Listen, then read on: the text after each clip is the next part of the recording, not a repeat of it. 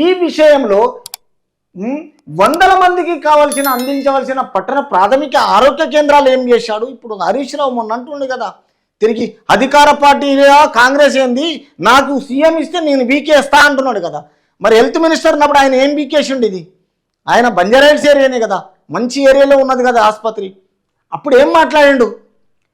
Health minister ఉన్నాడు కదా, గత కొన్ని రోజుల నుంచి లాస్ట్ మొన్న ఎన్నికల కోడ్ వచ్చేంత వరకున హెల్త్ మినిస్టర్ ఆయనే కదా హరీష్ రావు. ఆజానుభావుడు, 7 ఫీట్లు ఉన్న అతను. నేను పెద్ద మొగాడిని, నేను వీకేస్తా తెలంగాణలో, నువ్వు జరిగిపో రేవంత్ రెడ్డి, నేను సీఎంగా చేస్తా, మొత్తం పట్ట వీక్తా అన్నాడు. దీని గురించేనేమో. కాబట్టి ఒకవైపు సిబ్బంది కొరత వేస్తుంది, సిబ్బంది లేదు, ఆకతాయిలు తాగడానికి పనికి మళ్ళీ తయారు చేసుకున్నారు, స్టాఫ్ నర్సు లేరు, డాక్టరు లేరు. మందుబాబులకు అడ్డగా మారింది బంజారాహిల్స్ రోడ్ నంబర్ 3లో షాఫత్ నగర్ బస్తీలో 2001లో ప్రారంభమైన ఈ ఆసుపత్రి తిరిగి ప్రజలకు వైద్య సేవలు అందిస్తూ ఆసుపత్రిలో అవసరమైన మౌలిక వసతులు ఉన్నాయని చెప్పడము. తెలంగాణ డయాగ్నోస్టిక్స్ సైతం ఇక్కడ అందుబాటులో ఉంది. ఆసుపత్రి ఓపీలో రోజుకు దాదాపు 100 మంది రోగులు పొందుతున్నారు. కానీ ఇప్పుడు ఎవరూ లేరు. ఆ స్థితి ఏర్పాటు చేయడానికి గత ప్రభుత్వమే కారణము అని ప్రజలు అంటున్నారు.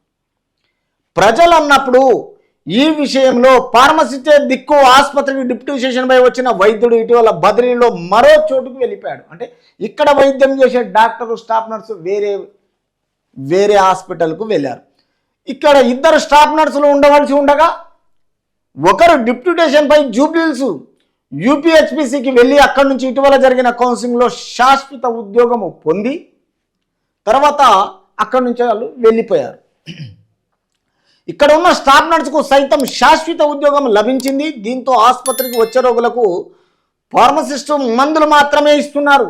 డాక్టర్ లేడు కానీ ఓన్లీ వచ్చిన మందులు మాత్రమే ఇస్తున్నారు. ట్యాబ్లెట్లు ఇవ్వడం, రోగిని పరీక్షించకుండా, రోగిని చూడకుండా, తన స్టెటస్కోతో పరీక్షణ లేకుండా, తర్వాత మనిషిని చూసి నర్సులు మందులు ఇవ్వడం జరుగుతున్నది.